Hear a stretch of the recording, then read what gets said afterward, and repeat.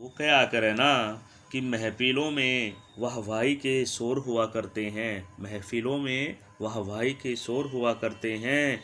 जो करते हैं किताबों से प्यार, उनके चर्चे भी खास हुआ करते हैं। तो हेलो प्यारे बच्चों, आज फिर मैं आपके सामने करंट के कुछ क्वेश्चन लेके आया हूँ। तो ये चलते हैं और उन पर जो है डिस्कस करते हैं। तो फर्स्ट क्वेश्चन है जैसे आपका सेकल आर भास्करन का निर्धन हो गया है। वो क्या थे कि जो सेकन भास्करन थे उनका निर्धन हुआ है। तो वो क्या थे? वायलिन वादक, संतूर वादक, तबला वादक, इनमें से कोई नहीं। तो उनका संबंध किससे था भाई? उनका संबंध था वायलिन वादक से। आइए जान लेते हैं। प्रसिद्ध कर्नाटक शास्त्रीय वायलिन वादक क्लाइम मणि सिक्कल श्री आर भास्करन का निर्धन हो गया है।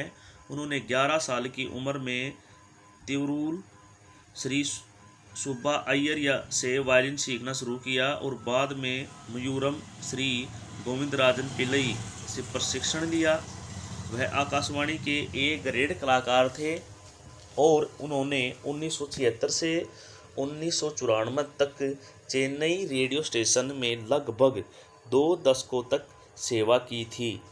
भास्करन ने 2 दशक से अधिक समय तक तिरुयारू त्याग ब्रह्मा महोत्सव की कार्यकारी समिति के सदस्य के रूप में कार्य किया है। अपने करीबी 5 दशकों के संगीत करियर के दौरान भास्करन को कई लॉरेल पुरस्कार और सम्मानों से सम्मानित किया गया है। ओके, चलते हैं नेक्स्ट क्वेश्चन पर। नेक्स्ट क्वेश्चन है आपका G20 पर्यावरण मंत्रालय की बैठक 2021 का आयोजन कौन सा देश करेगा? अब G20 पर्यावरण मंत्रालय की जो बैठक हुई है 2021 की, कौन सा देश जो है उसका आयोजन करेगा? भारत, इटली, अमेरिका, इनमें से कोई नहीं। तो उसका आयोजन कौन करेगा भाई? इटली। आइए जान लेते हैं। G20 पर्यावरण मंत्रियों की बैठक 2021 और G20 लीडर समिट 2021 के हिस्से के रूप में आयोजित मंत्री स्तरीय बैठक में से एक है, जिसकी मेजबानी अक्टूबर 2021 में इटली द्वारा की जाएगी। G20 इतालवी प्रेसिडेंसी के तहत 3 व्यापक परस्पर जुड़े स्तंभों पर केंद्रित होगी। लोग, ग्रह, समृद्धि, ये 3 स्तंभ होंगे भाई। लोग, ग्रह और समृद्धि। इन स्तंभों के भीतर G20 का उद्देश्य कोविड-19 महामारी के लिए एक त्वरित अंतर्राष्ट्रीय प्रतिक्रिया सुनिश्चित करने का बीड़ा उठाना है, जो भविष्य में स्वास्थ्य संबंधी झटकों के लिए लचीलेपन का निर्माण करते हुए निदान, चिकित्सा विज्ञान और टीकों के लिए समान विश्वव्यापी पहुंच प्रदान करने में सक्षम है। भारत का प्रतिनिधित्व माननीय केंद्रीय पर्यावरण मंत्री भूपेंद्र यादव के नेतृत्व में एक प्रतिनिधिमंडल द्वारा किया गया था और इसमें राज्य मंत्री अश्विनी कुमार चौबे और पर्यावरण, वन और जलवायु परिवर्तन मंत्रालय के वरिष्ठ अधिकारी शामिल थे। अब इसमें जो है जिन देशों ने भाग लिया है उनके जो है नाम यहाँ पर दिए गए हैं। तो आप इन नामों को जो है G20 के जो देश हैं आप उनको जो है अपनी कॉपी में जो है राइट भी कर सकते हैं। ओके, चलते हैं नेक्स्ट क्वेश्चन पर।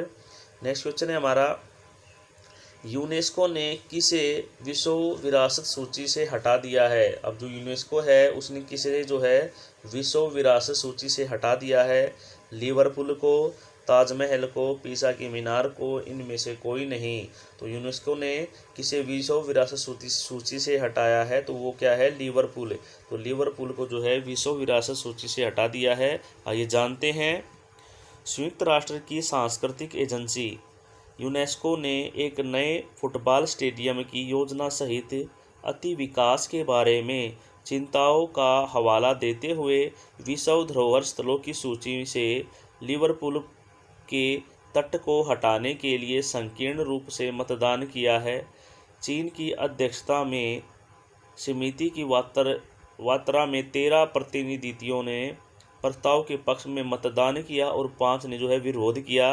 वैश्विक सूची से किसी साइट को हटाने के लिए सिर्फ एक अधिक 2/3 बहुमत आवश्यक है। लिवरपूल डिलिस्ट करने वालों में ऑस्ट्रेलिया भी शामिल है, जिसकी ग्रेट बैरियर रीफ के लिए खुद की लिस्टिंग को इस साल के यूनेस्को विचार विमर्श में खतरा है। विरोध करने वाले अन्य लोगों में ब्राज़ील, हंगरी और नाइजीरिया शामिल है। यह तर्क देते हुए कि यूके और लिवरपूल अधिकारियों को अधिक समय देने के लिए किसी भी कदम को 1 साल के लिए टाल दिया जाना चाहिए। अब सभी प्रतियोगिताओं के लिए कुछ इम्पोर्टेंट है, जैसे यूनेस्को मुख्यालय कि यूनेस्को का मुख्यालय कहाँ पर है? पेरिस, फ्रांस में। यूनेस्को प्रमुख कौन हैं? Andre Azoulay. और यूनेस्को की स्थापना हुई थी 6 नवंबर 1945 को। ओके, चलते हैं। सॉरी, ये 6 नवंबर बोल दिया, ये 16 नवंबर है, 16 नवंबर 1945 को। ओके, चलते हैं नेक्स्ट क्वेश्चन पर। नेक्स्ट क्वेश्चन है आपका AIFF पुरुष फुटबॉल ऑफ द ईयर कौन बने हैं? AIFF पुरुष फुटबॉल ऑफ द प्लेयर कौन बने हैं भाई? लियोन मेसी, संदीप सिंह, संदेश झिंगन, इनमें से कोई नहीं। तो इसका राइट क्या होगा भाई? संदेश झिंगन। आइए जान लेते हैं। भारत के सीनियर डिफेंडर है ये संदेश झिंगन को AIFF पुरुष footballer of the year 2020-21 season का नाम दिया गया है। यह पहली बार है कि विशाल केंद्रीय डिफेंडर को AIFF player of the year का पुरस्कार मिला है, जिसने 2014 में emerging player of the year का पुरस्कार जीता था। अब झिंगन के बारे में। झिंगन ने 2015 में गुवाहाटी में अपनी सीनियर राष्ट्रीय टीम में पदार्पण किया और तब से ब्लू टाइगर्स के लिए 40 प्रदर्शन किए, जिसमें 4 गोल किए हैं। वह 2018 में इंटर कॉन्टिनेंटल कप उठाने वाले भारतीय टीम का हिस्सा थे और 2019 में एशियाई चैंपियन कतर के घर में एक यादगार ड्रा खेला। झिंगन ने 5 मौक़ों पर सीनियर टीम की कप्तानी की है। हाल ही में मार्च में दुबई में ओमाना के खिलाफ अंतर्राष्ट्रीय मैत्रीपूर्ण मैच उन्होंने पिछले साल प्रतिष्ठित अर्जुन पुरस्कार से सम्मानित किया गया था। एक और पुरस्कार उन्हें मिला है, जबकि मिडफील्डर सुरेश सिंह वांगजाम को 2020-21 के लिए emerging player of the year award के लिए चुना गया है। 20 वर्षीय सुरेश, जिन्होंने इस साल की शुरुआत में ओमान के खिलाफ ब्लू टाइगर की शुरुआत की थी, 2017 में फीफा अंडर-17 विश्व कप में भाग लेने वाले भारतीय टीम का हिस्सा थे। अब सभी प्रतियोगिता परीक्षाओं के लिए इम्पोर्टेंट क्या है इसमें कि अखिल भारतीय फुटबॉल महासंघ के अध्यक्ष है प्रफुल्ल पटेल। कौन है भाई? प्रफुल्ल पटेल। अखिल भारतीय फुटबॉल महासंघ की स्थापना हुई थी 23 जून 1937 में। 23 जून 1937 में अखिल भारतीय फुटबॉल महासंघ का मुख्यालय कहाँ है भाई? द्वारका, दिल्ली में। ओके, चलते हैं नेक्स्ट क्वेश्चन पर।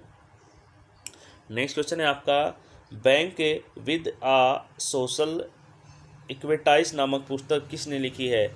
अब बैंक विद आ सोशल इक्विटाइज नामक पुस्तक किसने लिखी है? सागर जगलान, अमन गुलिया, CK गैरियाली, इनमें से कोई नहीं। तो इसका राइट क्या होगा भाई?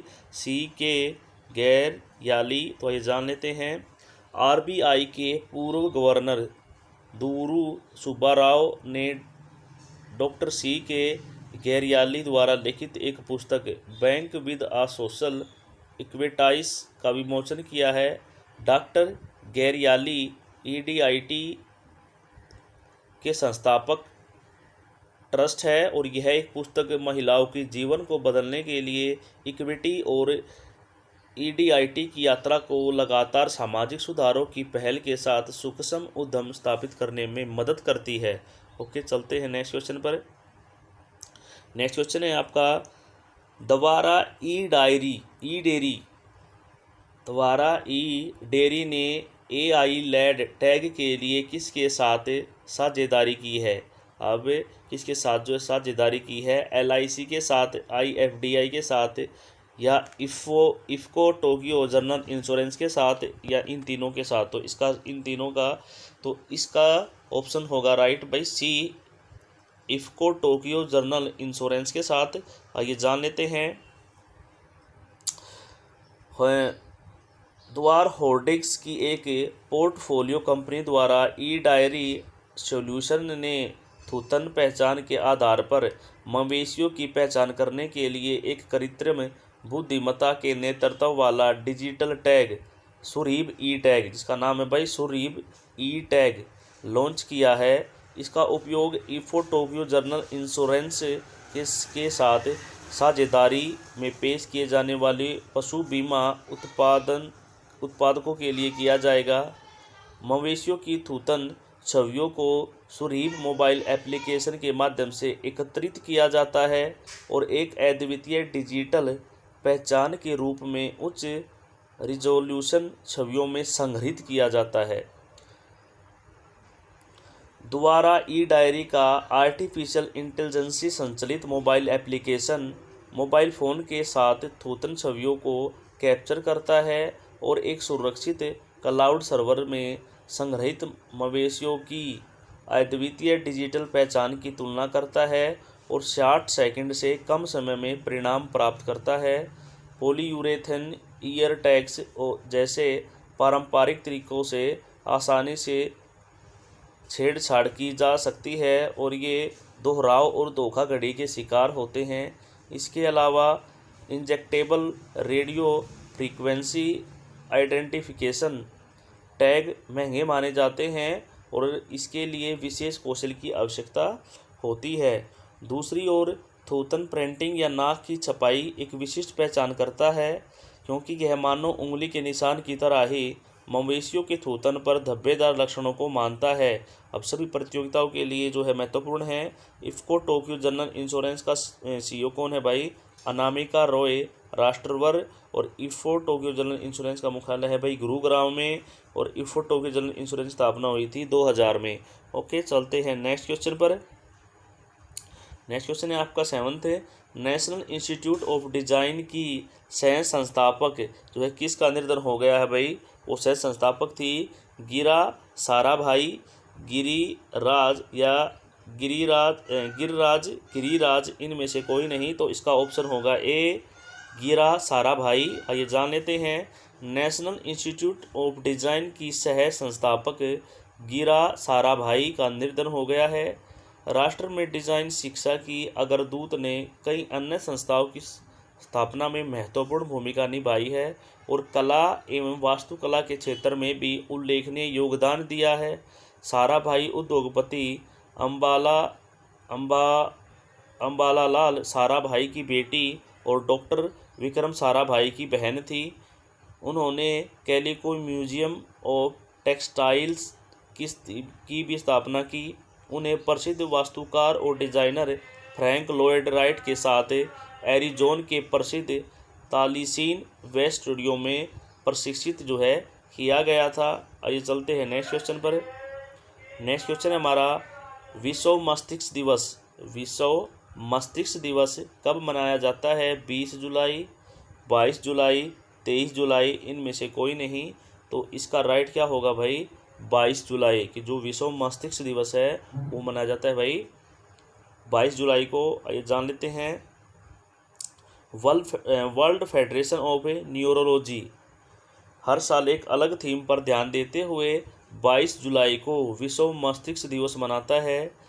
कई जन जागरूकता कार्यक्रम और शैक्षिक एवं सोशल मीडिया गतिविधियां मल्टीपल स्क्लेरोसिस को रोकने के लिए आंदोलन को बढ़ावा दे रही है, जो 22 जुलाई 2021 से शुरू और अक्टूबर 2022 तक जारी है।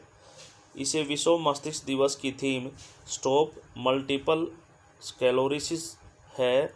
विश्व मस्तिष्क दिवस इस स्थिति के शीघ्र निदान का समर्थन करता है, जो रोगी के जीवन की गुणवत्ता में सुधार करने में मदद कर सकता है। ओके, चलते हैं नेक्स्ट क्वेश्चन पर। नेक्स्ट क्वेश्चन है आपका पैराशूटर।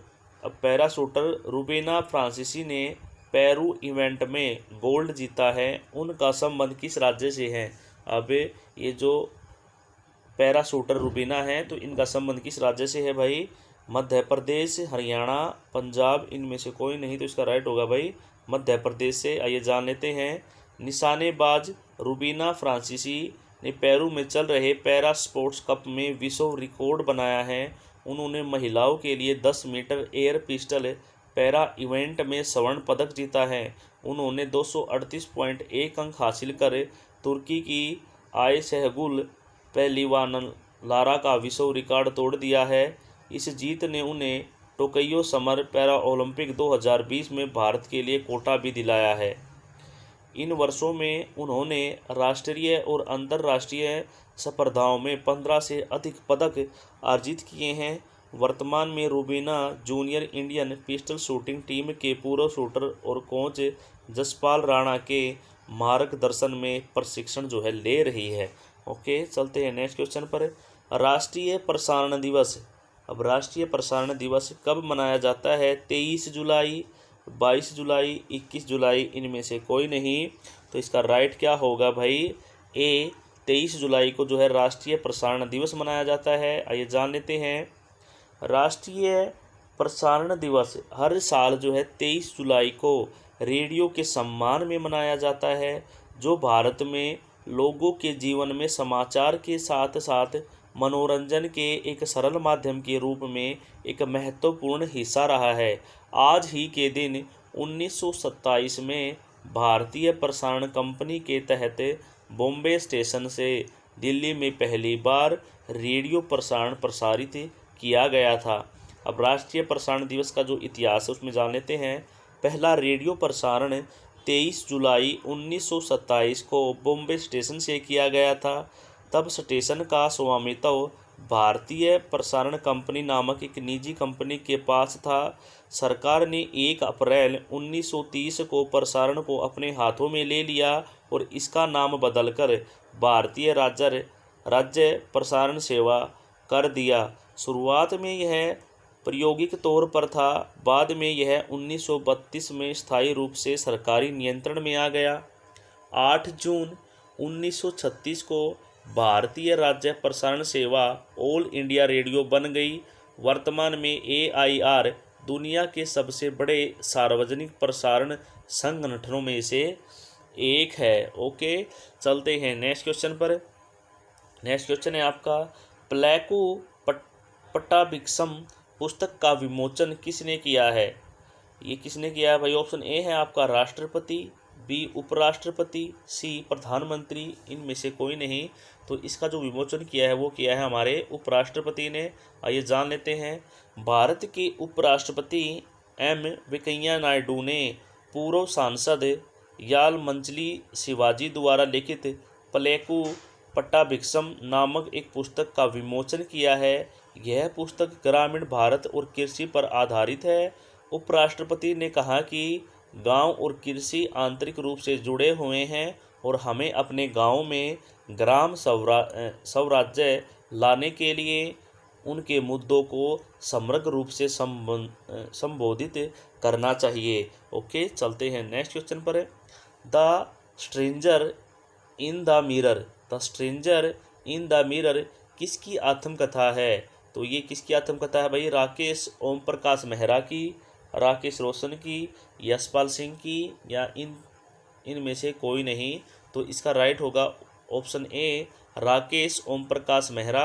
ये जान लेते हैं। फिल्म निर्माता राकेश ओम प्रकाश मेहरा ने अपनी आत्मकथा the stranger in the mirror की घोषणा की है। उन्होंने प्रसिद्ध लेखिका रीता राममूर्ति गुप्ता के साथ पुस्तक का सह लेखन किया। रूपा पब्लिकेशन द्वारा प्रकाशित आत्मकथा 27 जुलाई को देश भर में प्रदर्शित होगी।